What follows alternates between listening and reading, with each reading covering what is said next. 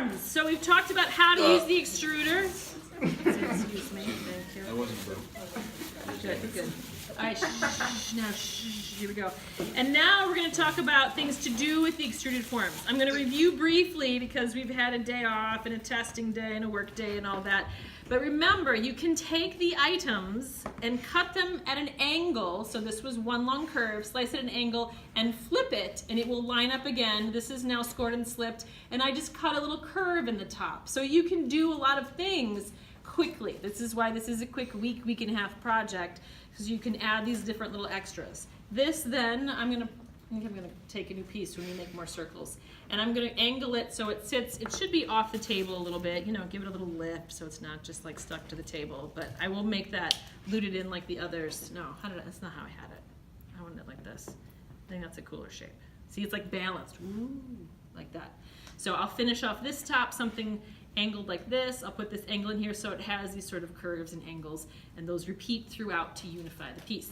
I had this piece that we talked about where you can add a flange and a lid and a base, and it has darting, and there's a piece that's sliced off over here. So I want to talk a little bit today about slicing parts of them off, adding handles, and darting, because that's the part we haven't really gone over yet. And I have some nice soft clay for this. No touching, please. Thank you.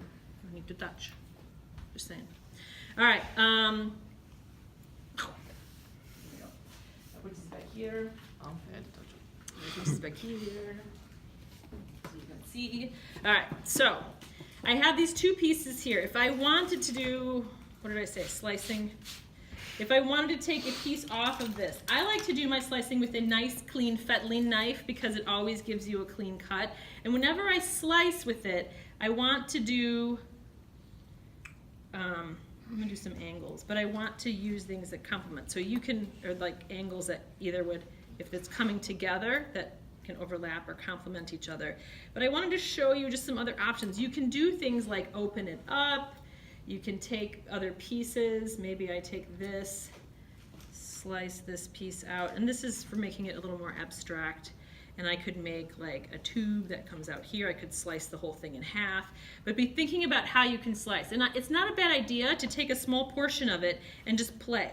And then maybe you do something like take these pieces and you can bring them in. So maybe I want to do, something like these. And I actually round these pieces. And then this could be either the top or the bottom of the piece. Like maybe, what about this? This could be like a leaf. Oh, it's becoming a bud vase. What do you know? So I slice this way, and this one's going to become a leaf. But it helps to kind of play, I think.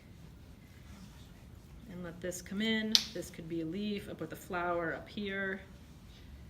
Let's make this more of a leaf shape. I don't know. I'm just playing right now. So I could do things like this, overlap. Maybe I take this piece then and score and slip it in here, loop this around to make it a nicer, more even little top. I kind of like the little lean it has. Maybe I'll play that up. Now, so this is ways to just sort of bring it in. Darting is actually where you take a piece of it. I'll set that there. It's a little clunky. Needs some more work. Darting is where you take either like a pizza-shaped piece out of a corner or a side and then overlap it so you change the look of it. So I could go here and take a little bit out of this side, and I'm careful, like I mentioned, the angle of my cut matters because I want it to line up. So I can take this and maybe even, let's see, I'm going to cut this like this. So I've taken bits of it out, overlapped, and now I can create this curve here. So maybe I do it on a couple sides and it sits something like that. Maybe I do a couple sides and it becomes a tapered opening for like a little bud vase, or for, this could be a cup. I could put a base on it. This is what I did here. I made a base in it there. So I could do things like that. You could cut it even more. Like I could cut pieces this way and make like legs. Like legs, actual legs, not just like them, that come around and taper in. And then I could do another one over here. So the ends come together, and then I would add a little piece of clay and shape these. We looked at a lot of them when I showed you the PowerPoint of possible options. We looked at a lot that had little interesting legs on the bottom. So I could do something like that and create little interesting legs on the bottom. So be thinking of, looks like little udders right now, a little creepy. But so be thinking about what you can do often with the bottom and the top. So I could do something like this, maybe put a false bottom in here, even it out, and this could be a little cup. So you can do a lot just by cutting and overlapping and shaping, or like I said, slicing pieces off and making them become different parts. So that's an option. Now, let's just say I wanted to create a handle. I'll do a handle on this guy. So, who remembers from first semester handle ideas? What are some ways to create a handle? Yeah. It could be curvy, yes. Like coil, roll coils. You could start with a coil, and you could leave it as a coil too. This one has a lot of thin slabs, so I'm going to go for a pulled handle. And remember what it means to have a pulled handle? No? I forgot a little cup of water. What I forgot. So, you can pull a handle. People start sometimes with like a carrot shape.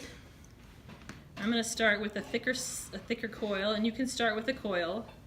You can start with a slab and cut a piece of slab.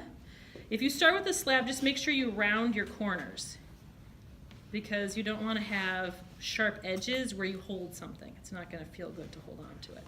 So what I'm going to do here, I like to use these two fingers, and I just slide them, kind of stretch this here, and I stretch the edges, but I use a lot of water and work that in as I press the water into it and as I stretch it. And as you start this, if you didn't do a pulled handle on either your teapot or your cups in semester 1, you'll probably need a little practice. And you know what, it's been a while, you probably need to practice anyway. So don't be upset if it rips or you get a thick part that comes off. That tends to happen, and that's okay. But the nice thing about a pulled handle, and this is what most professionals will use on mugs and things, is it has this gentle taper that tends to look very nice and very professional. And you've worked all this water into it, so you can get interesting, nice curves and things. Ooh, no, that's not what I wanted. My thumb wasn't real wet yet. You can kind of curve it, put your thumb into it, and get a curve to the handle itself. You can round these edges a little bit. That's going to want to break there. This little piece is pretty thin, so I'm going to take that off. And if you don't like, just slice it with your fingers. Now, I could take this. You're at 8 minutes, just so you know. Oh, too long, too long. I'm going to take this and play with it that way. I want a straight edge here. And I want to think about where this will fit in here. So I can remember the question mark shape, or the C shape is going to give me a little bit more. I like how this has some lean to it. I want to give this some lean this way to kind of follow that. So I would push this in. This is still really wet clay, so I can loop this in and make it work like this. If your clay starts to dry at all, then I would make sure you score in circles. Like so. Handle, dart, slice, cut apart. Lots of options for you. Thank you.